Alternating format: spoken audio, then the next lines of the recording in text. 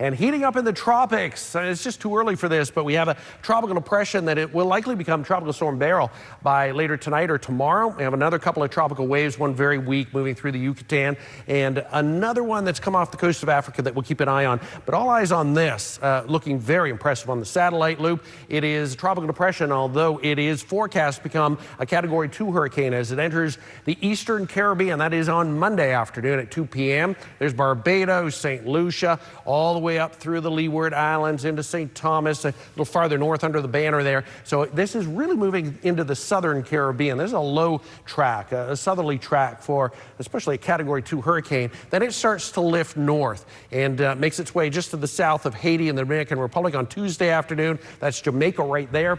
Cuba, of course. We're not in the air cone here. Parts of Cuba are, and that is Wednesday. Out long term after that, the track seems to continue into the Gulf of Mexico. That's what the latest computer models are indicating. And any impact on the east coast of the U.S. would likely be 8 to 9 days from now on the current track.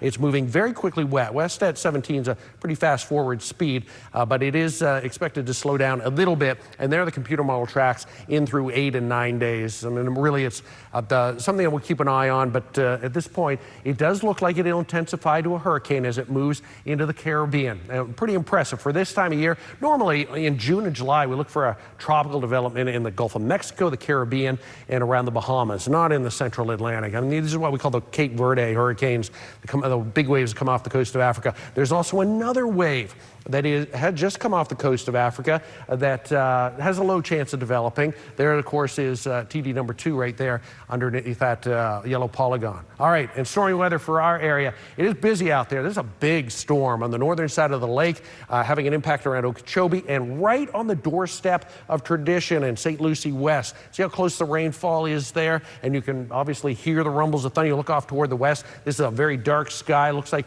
maybe some embedded hail in that in the last couple of minutes. It is nudging closer to 95, so areas around Port St. Lucie could get some rain and a couple of storms from that. But most of the storms today, as they make their way across 95, really fizzle out. So I think along the coastline of Palm Beach County, things look good if you have outdoor plans tonight. Storms possible tomorrow afternoon. Seas look good. Lots of sunshine in the morning. It's going to be hot and humid, though, so stay hydrated. 70s for overnight lows, mainly inland storms at this point, and lots of coastal clouds and the chance for a few showers.